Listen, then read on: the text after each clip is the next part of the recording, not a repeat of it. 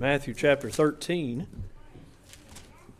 It's interesting that my notes say Matthew 14, but I know we're in 13. So somebody got a little confused putting Matthew 14 for all of them. Matthew chapter 13, verse number 9. Matthew chapter 13, verse number 9.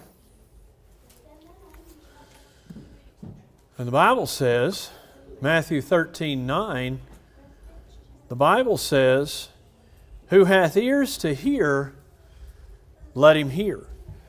And when the disciples came and said unto him, Why speakest thou unto them in parables? So why don't you just tell them the plain truth? He answered and said unto them, Because it is given unto you to know the mysteries of the kingdom of heaven, but to them it is not given. For whosoever hath, to him shall be given, and he who shall hath more abundance. But whosoever hath not, from him shall be taken away even that he hath.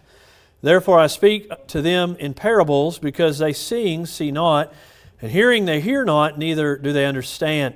And in them is fulfilled the prophecy of Isaiah, which saith, By hearing ye shall hear, and shall not understand, and seeing ye shall see, and shall not perceive. For this people's heart is waxed gross, and their ears are dull of hearing, and their eyes they have closed, lest at any time they should see with their eyes, and hear with their ears, and should understand with their heart, and should be converted, and I should heal them. But blessed are your eyes, for they see, and your ears, for they hear." Now, I'm going to stop there for now. No, one more verse. "But verily I say unto you, that many prophets and righteous men have desired to see those things which you see, and have not seen them, and to hear those things which you hear, and have not heard them. Hear ye therefore the parable of the sower." So Jesus will explain it to them here in a minute. And so it's not to say that he is obscuring the truth from everybody. He is, let me give you a spoiler alert here. What is Jesus doing with parables? Jesus is making the point of entry for understanding high. He's making it to where people have to want what he's bringing.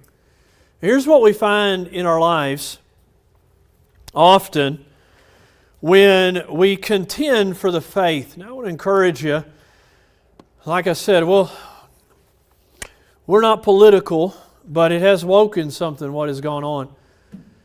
And I will say this, that it is time for Christians to speak the truth about Christ. It is time for us to stand for ourselves. It is time for our voices to be heard. But you must understand this, those who do not want to hear will not hear. Now, if the Lord wills, I've got some subjects I want to cover on Sunday. Most especially in Sunday church, Sunday morning service at 11. If the Lord wills. And this bears some on that when we come to the idea of contending for the faith. When you contend for the faith, there will be folks who hear and those who don't. There will be folks who want to know the truth, and those who do not want to know the truth. And we must be careful not to hide the truth that God has given us, but also not to waste the pearls before the swine. So be very careful how you present yourself, number one. Be very careful how far you present yourself, number two. Jesus said, if you come into a city that doesn't want to hear you, shake off. This is paraphrasing, I understand. You understand that, please. If you come into a city, they will not hear you, shake the dust off and go to the next city. Not to say that if it's difficult, you don't keep moving forward. But if you come to a point where it just won't be heard, then we have to make a decision on that. And when you're over here giving out the gospel, you're contending with coworkers, you're talking to family, realize swine can't understand truth. Now, I understand there's going to be somebody out there that's going to say, number one, swine are very smart. They're some of the most smart creatures that exist. Okay, but they can't speak English, so get over it. And you can wash them and put them in and they'll make a new hog. But you put new dirt in there and wash them and tell them, now listen, babe, it's time to be clean. And he's going to, contrary to media culture, he's not going to arrange your sheep. He's going to go back to the mud pen and he's going to make the dry pen and make it a mud pen. You can't bring a goat into the fold. You can't bring a swine out of the mud pen. You can't bring a dog from its vomit. And you cannot make somebody who does not want to hear. It's an exercise in futility. In futility. No, it's a very old word. That's the first time I'm hearing it. Like resisting. Is futile. There you go. It's an old term, no, but only a nerd would know. But here's the thing. The idea here is that it's futile, not feudal, because that's another word, right? Feudal is, the feudal times, and futile is what it is to try to give truth to somebody who doesn't want to hear truth. Like when somebody comes and says, well, I don't know if I agree with the fact that the world was created in 7 days. It is futile to speak to them much beyond the initial contact. You can say, well, do you believe the Bible is true? Well, I'm not sure. Well, then I don't know how to help you. So you have to be wise. And Jesus makes it very clear here in this passage of Scripture. And let's read it. Because it is given to you to know the mysteries of the kingdom of heaven, but to them it is not given. And what started this? Man, Jesus just withholding. Eeny, meeny, miny, mo. Pick a sinner by his toe. And if he hollers, he gets to go to heaven because it's tulip.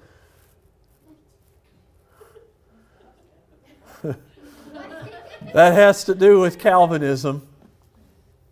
The tulip theory. Calvinism is total depravity, help me out, Chris, unresistible grace. I don't know the acronym. Okay. Unresistible grace, total depravity. L is lordship of Christ. I think I might have been irresistible grace. You might have been what is it? Anyway, it doesn't matter to you.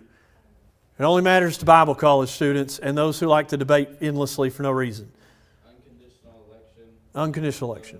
Irresistible grace, and perseverance of the saints. Yeah. See, the only thing they get right, perseverance of the saints, right? Actually, they don't even get that right because what they say with perseverance of the saints is, if you fall away, you were never elected and you were just confused. That's kind of where that goes. We could sit here and break down all the false religions and cults we want to right here. But we're not. But the point is, I'm not saying that Jesus picked and chose who could hear and who not. He said very clearly, why I read verse 9 to lead us into this, is he said very clearly, he who hath ears to hear, let him hear. If you want to know truth, you'll hear it. If you want to really, that's what, like in counseling. Listen, I can lead the horse, and it might not be a horse, it might be a donkey. But I can lead the 4-footed animal to water. Can't make it drink. All right? I can sit across the desk with somebody for 13, 14, 15 weeks. And if they don't want to hear truth, listen to truth, apply truth, change their lives, nothing changes, and their life is still a dumpster fire of drama and needing correction from the Lord all the time. It is what it is. It's he who hath ears to hear. Sometimes I've counseled folks that I wish I had their zeal for what they're learning. And I have a lot of zeal for what I've been learning and continuing to learn. But I wish I was excited as they are. Maybe I was originally. I don't know. Maybe I'm just old, tired, and still working on knocking off some of the jade, you know. But and then you sit across the desk with somebody who's just like, huh? And you're like, oh. Or you sit across the desk from somebody that argues, and they don't have ears to hear. And Jesus is saying, listen, the things for heaven and the things for spiritual maturity, the truths of the kingdom are for those who have ears to hear. Paul, it was one of them. Paul was not in the sailboat, but James and John were with Peter. And, in a sailboat. You can't say Peter's name without saying James and John in a sailboat. Yeah, well, I don't go that far usually, but yeah. Peter, James, and John in a sailboat. Okay, so back here, children, y'all are distracting me. I don't need help with that. You're married to somebody with ADHD all your life, and suddenly you become one. And so, all the things you don't think about getting married at 17. There was a lot of things we didn't think about getting married at 17. But anyway, back to here. The whole point that I'm trying to make, though, is that Paul said this in Corinthians, that we need to desire, I think it's Corinthians, desire the sincere milk of the Word, thereby which you may grow. You can't grow if you don't have the Word, right? No. You can't grow if you don't have desire for the Word. Yeah, I know. Pick up my head. Somebody said today, do you know September 16th is a square day? There's just math all about it. And so somebody sent me an email yesterday, happy birthday, it's a square day, and what an amazing birthday to have. And I'm just thinking that I must be square, And so, but no, so anyway, another person sent it, because this one person accidentally replied also, the whole division got their square day thing, or they did it for ego and they did it on purpose, I don't know. But then another person replied back and said, clean up in the estimating department, my mind is blown, right? And so, yeah, maybe your mind's blown just now, but it's not the Word. Read your Bible, pray every day, and you'll grow, grow, grow. No, because Proverbs 13:13 says, he who despises the Word shall soon be destroyed. And that's probably a paraphrase, but it's close to that. So it isn't the Word. It's a desire for the Word. And we have a society, I was talking to somebody about this today. We have a society that doesn't know how to learn, they know how to be taught. That's why indoctrination is easy. Because if I tell you something, it's very close. If I tell you something, you will believe it, whether I have credibility or not. And the more likes I have on Facebook, the more you'll believe it. The more followers I have on YouTube, the more you'll believe it. And we don't have a society that wants to learn or knows how to learn. We have a society that knows how to be taught. So my daughter, Shelby, will bring things to me. And I know she probably at times thinks I'm just pushing back against what she's trying to bring me. And what I'm really doing is trying to teach her how to learn. She'll bring something she's read in a book, something she's seen on YouTube, something something that's been brought to her attention. She's right now big in nutrition and stuff. And I don't mean that not right now, she's in that. Later it'll be something. I don't mean it that way. But yeah, she's like her dad. She goes from one subject to another, just wanting to. But what I'll do is I'll bring an opposing viewpoint, whether I believe it or not. I'll bring an opposing viewpoint to make her think. Because in the multitude of counselors there's safety, and honestly, in the multitude of viewpoints is commonality and disparity. And sometimes I'll take the disparity, it's true. But the whole point here is that he who hath ears to hear, he who desires, he who wants to know what God said, he who wants to grow. You are beating your head against a brick wall trying to prove to your spouse or your children or your parent or your coworker or your friend what is true. So your prayer ought to be like the Sardis, is it Sardis or Philadelphia, that had an open door? Or is it not even one of those two? It might have been, let's turn over there. And this is pertinent to what we'll talk about a little bit in prayer time tonight. I feel like it's Philadelphia. I'm never going to find it, so. It's Philadelphia, chapter 3. Okay. So, Philadelphia. I love this, though. Chapter 3, this is funny. Chapter 3, verse 6. Read that with me. You can read it quietly, but read that with me. Revelation chapter 3, verse 6. He that, if you're there, he that hath an ear to hear, let him hear what the Spirit saith unto the churches. Now, he said that a number of times. So you have the church of Philadelphia that has the open door. Where was that, Shelby? Chapter 3, Verse 7. The angel of the church of Philadelphia write, these things saith he that is holy, he that is true, and he that hath the key of David, he that openeth, and no man shutteth, and no man openeth. And I know thy works. Behold, I've set before thee an open door, and no man can shut it. For thou hast little strength, hast kept my word, and hast not denied my name. This is a church that I'm just extrapolating from the words as they're written on the page. It has a little strength. It's a small church. But it has a door that is open. And what did he say? He that hath an ear to hear, let him hear. We ought to be praying that God will open a door for a little church to be able to make a big difference in a community. We have a little strength, but it doesn't mean we don't have any strength. I'll tell you this, it's got to be our prayer, it's got to be our desire. I'm going to say something shocking in the independent Baptist movement. Saturday soul winning will not build this church. Prayer, primarily. But us being everyday Christians in our everyday experiences and hanging out tracts to every party that we come across. I am increasingly under conviction, but I haven't yet been look, don't like me, kick me out, that's fine. I have a dozen contingency plans for everything. So, but I'm going to say this. I have increasingly become under the conviction of, but have not yet come to the faith of, if that makes sense, the fact that every person we interact with needs a gospel tract at the very least. Paul said it, that he is not guilty of the blood of any man. Because every man he went into contact with got the gospel in some form or fashion. We've met those people that seem like, brother, think maybe he's listening. I hope not. No. Think of him what you will. He is a personality, Brother Sherwood. He's a personality that some people have an easier time handling than others. You cannot say this, though. And I love Brother Sherwood's personality. I am using this word incorrectly, but I envy his personality. That is not the correct usage because I would not try to kill him to have his personality.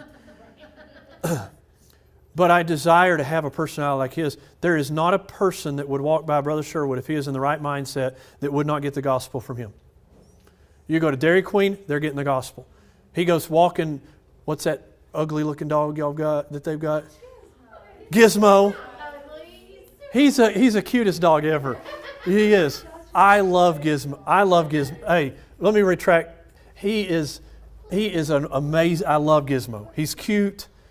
He's well named because he looks like a gremlin, but he doesn't look like Gizmo. He looks like the other ones. But he's a great looking dog. So Brother Sherwood, I apologize. Going walking with Gizmo, he's giving the gospel out. He texts me and says, I talked to this person about Christ. I talked to this person about the church. I understand I'm saying something that those who live with him may say different, and that's fine. But that's my perception of Brother Sherwood's personality when it comes to gospel. I know that should be our personality. I know it. That we should not necessarily in his manner. Hey, brother, come here. Let's go. I'm going to tell you about Jesus. That's fine. I wish I could do that. There's no way this side of heaven I'm going to be doing that. I don't have that in me. And I'm struggling with some blood pressure issues lately too, so that might get me in trouble. But the point here being that every person now, but all that, let's come back. You can't make somebody who doesn't have a desire. Listen. I can't grow you if you don't want to grow. I can't grow you anyway, but I can point you in the right direction. I think that's a big distinction pastors miss too. I'm increasingly under some heavy conviction about different things. Soon to be announced in different areas. We're not taking Baptists off our name. We're not, we're not bringing drums in. It's okay. But, and if you thought, man, I wish you would bring drums in, we're not. Okay? If there's breath in my lungs, it ain't happening. Okay? Now, if you want to bring a snare drum in, and during the marching type songs, do your little cadence. If you want to do that during like Onward Christian Soldier and stuff, I'll let you have a snare drum up here during Onward Christian Soldier. But we're not bringing a trap set in. There's a reason for trap sets, and we're not doing that at church. I'm not going to bring an electric guitar. I'm not going to bring an electric bass. I've watched that done at church. But here's what I'm trying to say, that I'm not changing our doctrine. I'm not changing our stances. But I've been coming under some conviction about some things, and one of those things is we need to be telling everybody about the gospel. Saturday soul winning is not going to do it. I mean, I think you should when you can. I mean, we're talking about taking Rocky up to, can I say something? You might have a better success taking your puppy up to the soccer game and handing tracts out to the people who are milling around the soccer game. Might have better success, might have better success. I have this little thing, I hate missing out on stuff. And so when church members are talking, I'm like, what am I missing? And but we're talking about taking our puppy over to the Forney City Park. There's always something going on over there. And when you have a dog like Waffles or Gizmo, ain't nobody going to turn down a track because they want to come pet the dog, and that's payment. We're a society that believes in reciprocity, right? And so if I let you pet my dog, you're going to take the track. It's psychology, right? And so I don't feel bad about that. Now, I knew a man one time that said he would tell teenage boys, he was trying to get them on the bus, and he'd tell teenage boys there's pretty girls on the bus.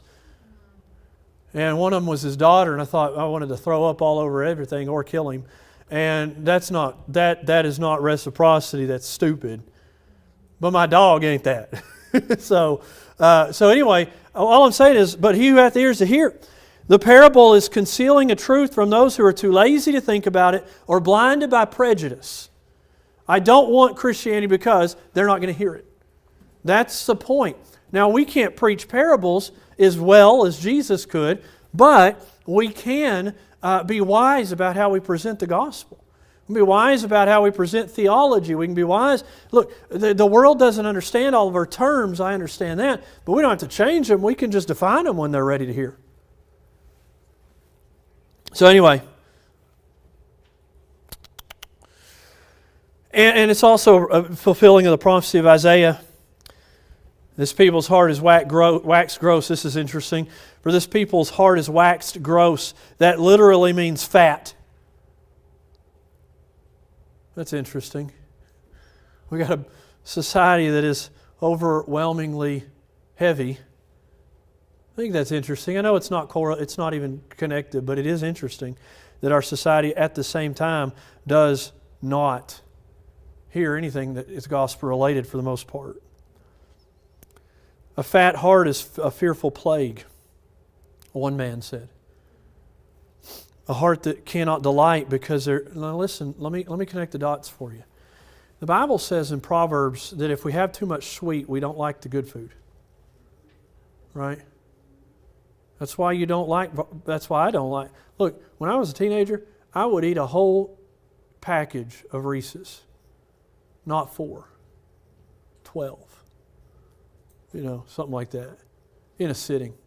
Little Debbie's, a box is a serving. I don't know what you're talking about. Swiss roll, okay, a box is a serving. All right? And I just don't, and so that was me growing up.